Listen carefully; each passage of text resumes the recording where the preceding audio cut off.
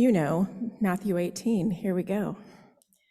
So 2 weeks ago, I left us with a little bit of a cliffhanger when I refused to address the strange language of binding and loosing, with promises that I would pick it up today as we look at Matthew 18 and the procedure outlined for dealing with conflict in the church. 2 weeks ago, the text was Matthew 16, and in reply to Jesus' question to the disciples, "Who do you say that I am?" Simon proclaims that Jesus is the long-awaited Messiah. Yay. Remember that part? Yay. In response, Jesus says, "Happy are you, Simon, son of Jonah, because no human has shown this to you. Rather, my Father who is in heaven has shown you. I tell you that you are Peter, and I'll build my church on this rock. The gates of the underworld won't be able to stand against it. I'll give you the keys to the kingdom of heaven. Anything you fasten on earth will be fastened in heaven. Anything you loosen on earth will be loosened in heaven." And so 2 weeks ago, we talked about Peter's name change, and we talked about the keys to the kingdom of heaven and the gates of the underworld, and that the task for the disciples, which includes us, is to hold open the gates of God's realm, to stand against the powers of death and destruction, of demonic forces and powers, of violence and lies and greed and oppression of every kind. Does this sound familiar? A little bit? So binding and loosing. It's such odd language for us that it really sticks out. We have a lot of questions about what it means. So let's think about it in some really basic terms, apart from its use here in the Gospel of Matthew. Binding. When you hear the word binding, what comes to mind?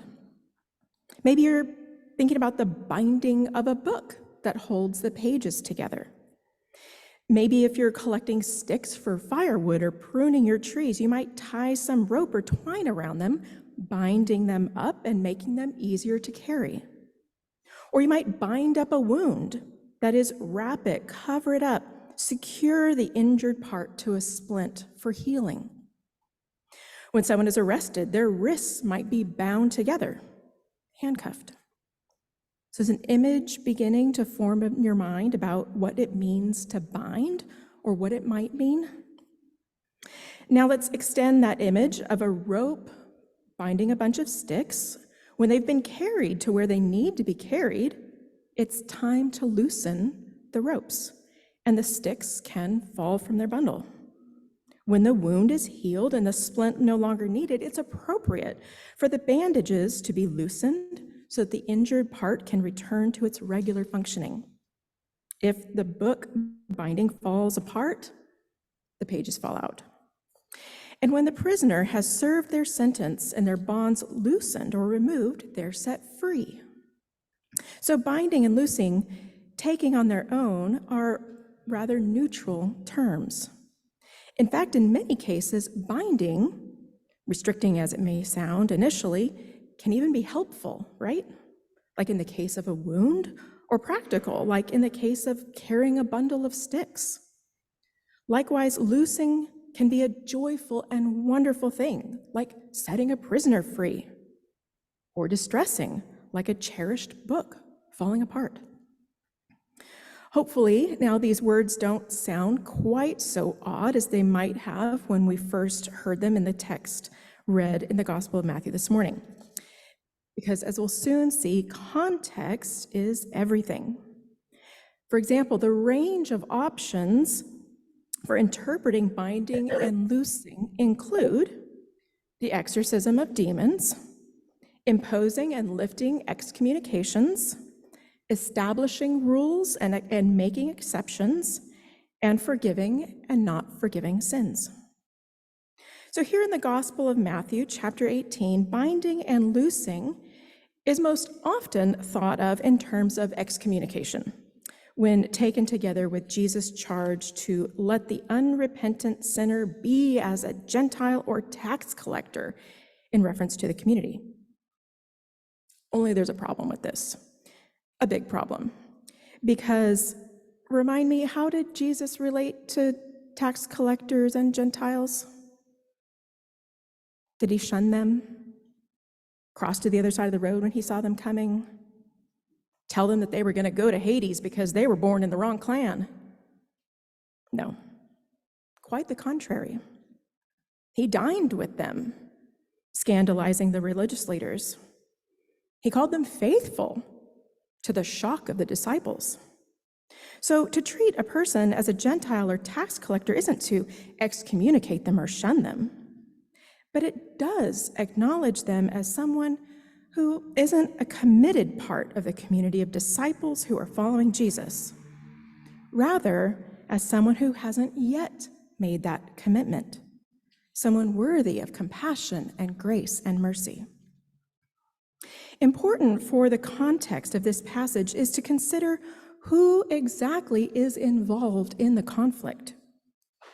In this immediate context of the offending brother, the text seems to take for granted that we're talking about people who are equals, as the procedure for restoring right relationships within the church is outlined. To refresh our memories, the procedure is this: if someone sins against you, first go to the person directly and point it out, or correct them. If the person doesn't listen, then bring in 2 witnesses to the conversation.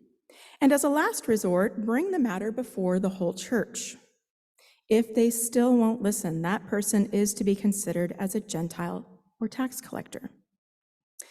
Gender, sex, age, class, ethnicity, nationality, and religion all factor into a person's social standing and the power dynamics at work here. All things being equal, this procedure for restoring right relationships within the church is a commendable one. The procedure is sanctioned, so to speak, with the concluding words, "I assure you that whatever you fasten on earth will be fastened in heaven, and whatever you loosen on earth will be loosened in heaven." As I mentioned a moment ago, one of the other interpretive possibilities for the actions of binding and loosing concern the establishing of laws or rules, the binding, and making exceptions, the loosing. It means that while God gave the law to ancient Israel to follow, it was always meant to be a set of guidelines to live by, enabling abundant life, rather than a constricting, suffocating, burdensome obligation. Even Jesus acknowledges this when he says that the Sabbath was created for humans. Humans weren't created for the Sabbath, but that's in Mark. So in this context, where the church is to mirror the kingdom of heaven, the church is entrusted with discerning the heart of God and given the authority and freedom to make decisions about how to best apply God's ways in daily life and changing circumstances. Now, I think the authority to bind and loose one another in our daily living and following this procedure for reconciliation in the context of the church needs to take seriously the assumption of equals when confronting someone.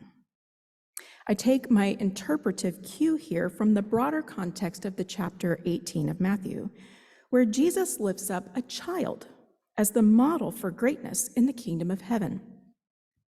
Jesus does this not to say that we need to be like sweet, innocent children, because that is not a view that would resonate in the ancient Near East.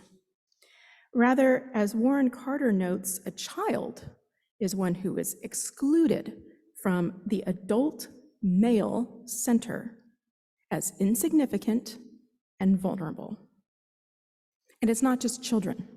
Women, foreigners, anyone who is sick, poor, anyone with a disability, these people are also extremely vulnerable. To put anyone in a position where they are required to confront someone in a position of power is abusive.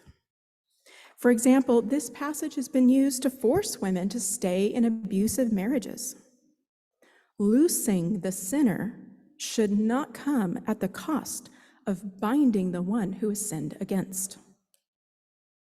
If the one sinned against is in a vulnerable position in relation to the offender, the church must take great care to protect, stand alongside, and advocate on behalf of the vulnerable one. Otherwise, this procedure for conflict resolution could itself become a stumbling block to that very one, as Jesus cautions at the beginning of the chapter. The vulnerable one should be loosed from the expectation of confronting their offender when there is such an imbalance of power. But what if the roles are reversed? What if, for whatever reason, the offended person is the one in the position of power and the sinner in the position of vulnerability? This is where I think Peter's question, how many times exactly do I have to forgive, becomes more applicable. 77 times, or 70 times 7, Jesus says, or as one of our kids might say, infinity times infinity. In other words, grace is unlimited. Grace and forgiveness is unlimited. But that's not the same as continuing to put ourselves in a position to be hurt over and over again. Whatever the case may be, the importance of Matthew 18, even with all its exceptions, or maybe especially with all its exceptions, cannot be underscored enough. Even the smallest offenses have the potential to erode the social fabric of a community. It might feel heavy-handed of us to go and correct someone who has sinned against us, or even to say anything at all, however big or small. But with the discernment of the community and the help of God, we bind and loose one another so that it might be on earth as it is in heaven. May it be so. Amen.